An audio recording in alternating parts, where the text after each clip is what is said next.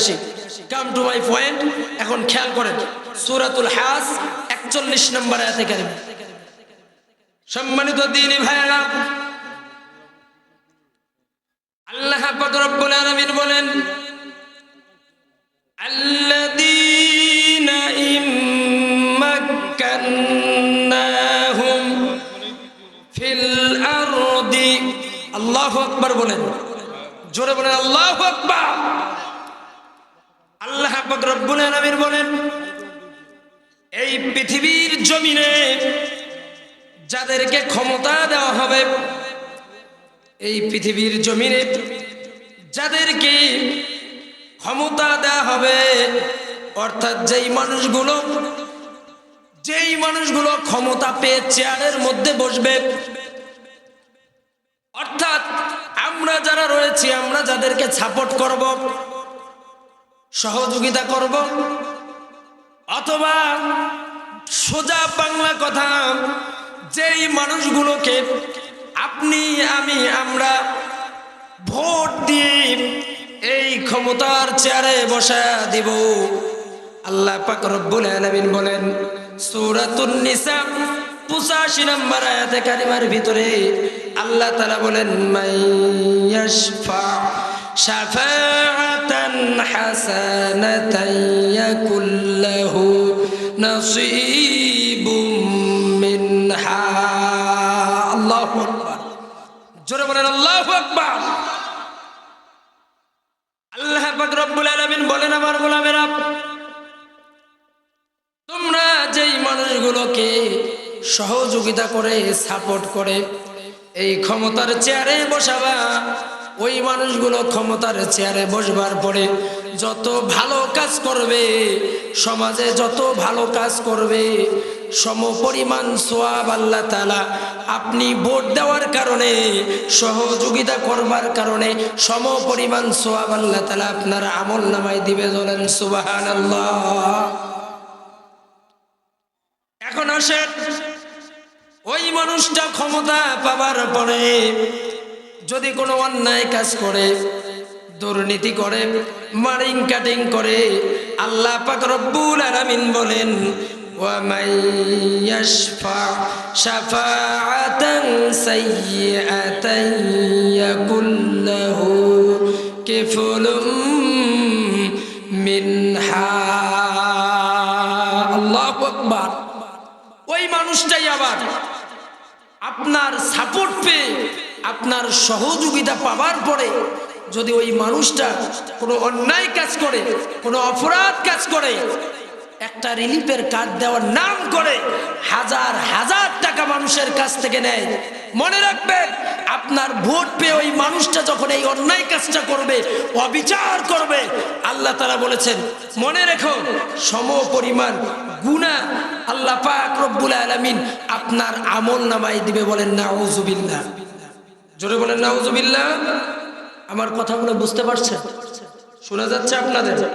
তাহলে বলেন, আপনি কেন নিজের খেয়ে মামার গরু চালাতে যাবেন?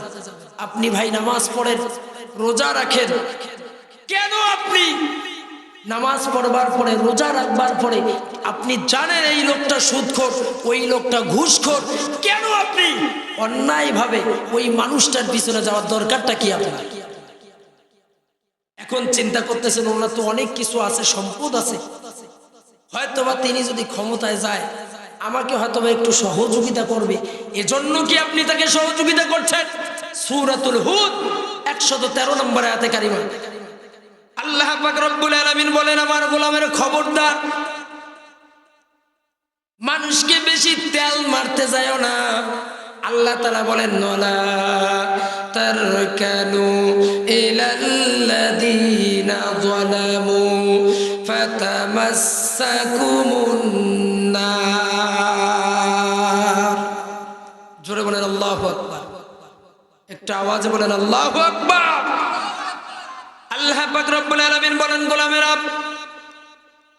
তোমার এলাকার যত বড় ক্ষমতাধর ব্যক্তি হোক না কেন, সে সম্পদশালী হোক না কেন, যদি সে অনাচারকারী হয়, অত্যাচারকারী হয়, ওই মানুষটা যদি জুলুমকারী হয়, মনে রেখো গোলাম, খবরদার, তোমাকে আমি আল্লাহ তাআলা এই মেধা দিয়েছি, এই মাথা দিয়েছি, খবরদার খবরদার ওই মানুষটাকে তুমি সাপোর্ট করবা না।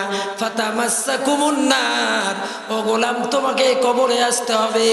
যদি তুমি কোনো অন্যায়কারী মানুষকে সাপোর্ট করো, মনে রেখো তোমাকে কবরে আসার সঙ্গে সঙ্গে আমার জাহান্নামের আগুন দিয়ে তোমার কবরটা পূর্ণ করে দেব।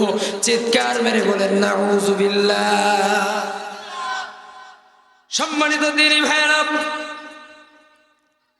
আল্লাহ পাক রব্বুল আলামিন বলেন, যেই মানুষগুলোকে ক্ষমতা দিয়ে সাপোর্ট করে এই ক্ষমতার আসনে অর্থাৎ চেয়ারে বসাই দিবা দেওয়া হবে। আল্লাহ তাআলা বলেন, যখন আপনি সাপোর্ট করে ওই মানুষটাকে পার্লামেন্টে পাঠাবেন, সর্বপ্রথম ওই মানুষটা পার্লামেন্টে যাওয়ার পরে সর্বপ্রথম 4টা বিল পাস করবে। আওয়াজ দিয়ে বলেন কয়টা? আপনাদের সমস্যা হচ্ছে, একটু আওয়াজে বলেন কয়টা? আরো জোরে বলেন কয়টা? 4টা বিল পাস করবে।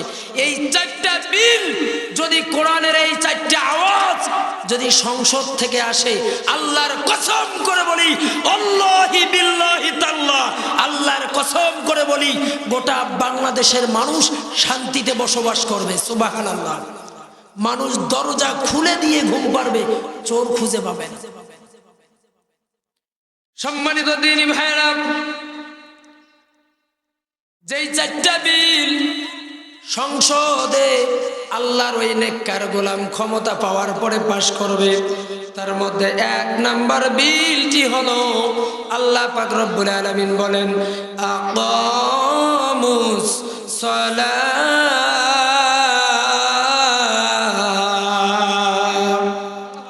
জোরে বলেন আল্লাহু আকবার। 1 নাম্বার বিল হলো আকামুস সালাহ। আমি আপনাদেরকে প্রশ্ন করি, বাংলাদেশের প্রধান উপদেষ্টা বর্তমান ডক্টর ইউনূস, ইনি যদি আজকে রাতের বেলা এই একটা বিল, 1 নম্বর বিলটা আকামুস সালাহ, তিনি যদি বলে যে আগামীকাল ফজরের নামাজ থেকে বাংলাদেশের যত মানুষ রয়েছে মুসলমান, প্রত্যেকটা মুসলমানের মসজিদে গিয়ে নামাজ পড়তে হবে, আপনারা বুঝে থাকলে বলেন তো পাবলিক মসজিদে যাবে কি যাবে না? কথা বুঝতেছেন? একটু জোরে বলেন, মানুষ মসজিদে যাবে কি যাবে না? মাইকওয়ালা ভাই, ওনারা কি শুনতে পাচ্ছেন? ভিতরে মাইক নাই আছে না? আপনারা শুনতেছেন? খেয়াল করেন, যদি আজকে প্রধান উপদেষ্টা সাহেব এই 1 নম্বর বিলটা পাশ করে দেয় যে আগামীকাল থেকে বাংলাদেশের প্রত্যেকটা মানুষকে নামাজ পড়তে হবে, আপনারা বুঝে থাকলে বলেন পাবলিক নামাজ পড়বে কি পড়বে? সূরাতুল হাজ শুধু পড়বেই না নয়, অনেক মানুষ সারা মসজিদে দৌড়াবে। কথা বলেন ঠিক কিনা? মসজিদে হুজুর সাহেব বলে যাবে যে ওগুলা ভালো নয়, নামাজ না পড়লে আর্মি রেডি আছে পিটির চামড়া খাবে। অনেকে আছে মসজিদে গিয়ে মুয়াজ্জিনের সাথে মাথা বড়ি করে, যদি 1 মিনিট পরে আজান দিতে মেজাজ খারাপ, মুয়াজ্জিন সাহেব টাকা দেন না, জোরে বলেন আল্লাহু আকবার, আজান দেন না কেন? আবার যদি 1 মিনিট আগে আজান হয়, তাও দোষ মুয়াজ্জিনের। হুজুর, এই পৃথিবীর জমিনে আজকে কিংবা 1 মিনিট আগে আজান দিলে ক্ষমতা দেওয়া হবে, এরকম কিছু মতব্বর আছে না? পৃথিবীর জমিনে কথা কানে আছে না? যাদেরকে দেখবেন এরা ক্ষমতা দেওয়া হবে, মুয়াজ্জিনের বাড়িতে যাবে এই মানুষগুলো, হুজুর একটু তাড়াতাড়ি করে ওঠেন, ক্ষমতা পেয়েছে, আমার ঘড়ির মধ্যে ব্যাটারিটা নষ্ট হয়েছে, একটু আজান দেন, মাইর খাবার চাই না রয়েছে। আমরা যাদেরকে সাপোর্ট করব, যখন সংসদ থেকে এই নামাজের বিলটা পাস হবে, পাবলিক এমনি নামাজে যাবে।